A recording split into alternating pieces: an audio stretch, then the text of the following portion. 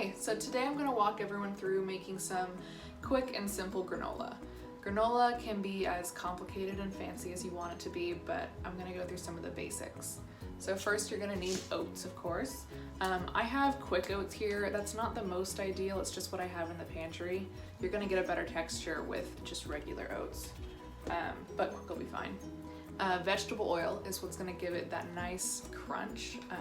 So vegetable oil or some other non-flavored oil is good. I have some local honey here. Any sort of liquid sweetener is gonna work. I'm using Williams honey, local to here in Tennessee. And then, very important, salt. I use kosher salt because it's my favorite, but some sort of salt is going to make it really round out and not just be a sweet one-note granola. So salt is very important. I'm gonna add just a couple other things to mine today. Super simple. A little bit of brown sugar, some vanilla extract, and then some crushed walnuts here. That's it. So with baking, usually we have a lot of measurements. With something like granola, you don't really need it. It's kind of just by eye, which is rare for me. But start by pouring some vegetable oil in a large bowl. I'd say that was close to half a cup.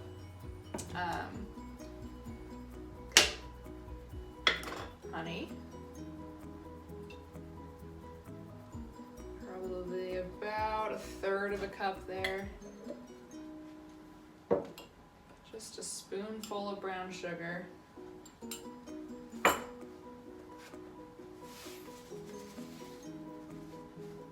I'm gonna start with this much salt here, just about a teaspoon. We might need more later on, but throw that in there, and then just a dash of vanilla extract. And then I'm gonna whisk that together.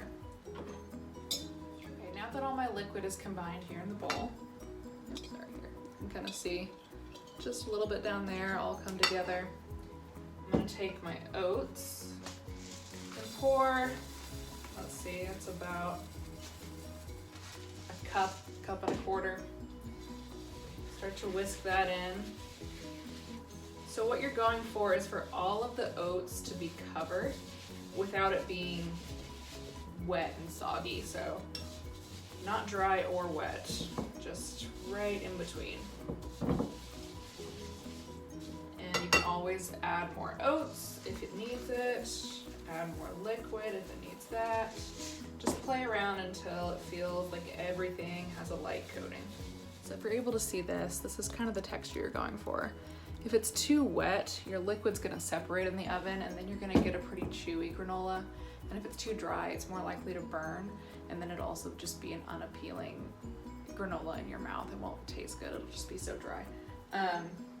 So this is the good stage to add in any nuts, any other grains you have. Mix that in now. If you have dried fruit, that's something you want to do after it comes out of the oven. Now I've lined a baking pan with parchment paper, and then I'm just going to take my oat mixture, throw it on there, and then just spread it around into an even layer on the pan, like so. Now at this stage, you don't have to. I like to taste a little bit. And if it's too sweet or too salty, that's where I sprinkle on a little either brown sugar or salt. In this case, I need a little more salt. So I'm just gonna kind of sprinkle that on top. It'll incorporate with the liquid in the oven. And then I'll just throw this in the oven at, I have my oven at 315, somewhere between 300 and 350 is what you're looking at. You don't want it to be too hot because it'll burn, and too low, it'll just take forever to bake. So I'm doing 315, kind of a weird temp. As far as time goes, it kind of varies depending on how much and what you put in it. So you want to just keep an eye on your granola. If it starts to lightly brown over the top, that's a good sign. At that point, you might want to give it a little turn in the oven using a spatula. I recommend not touching it at all until you start to see it brown.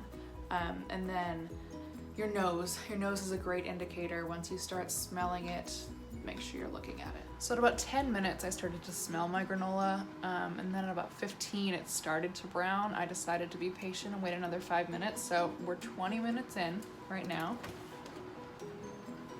It smells very toasty, and you can see, hopefully, here, like we've got some deep brownness around the edges, not totally in the middle. That's why we're gonna give it this nice turn. So I'm just going to take my spatula, grab clumps like so, flip them over. It's nice and brown on the bottom. This is looking great. At this point, it's only gonna need a couple minutes more likely to get these last soft bits as crisp as the rest of it. So just bring it all together, spread that back out, and we'll slide it back in the oven.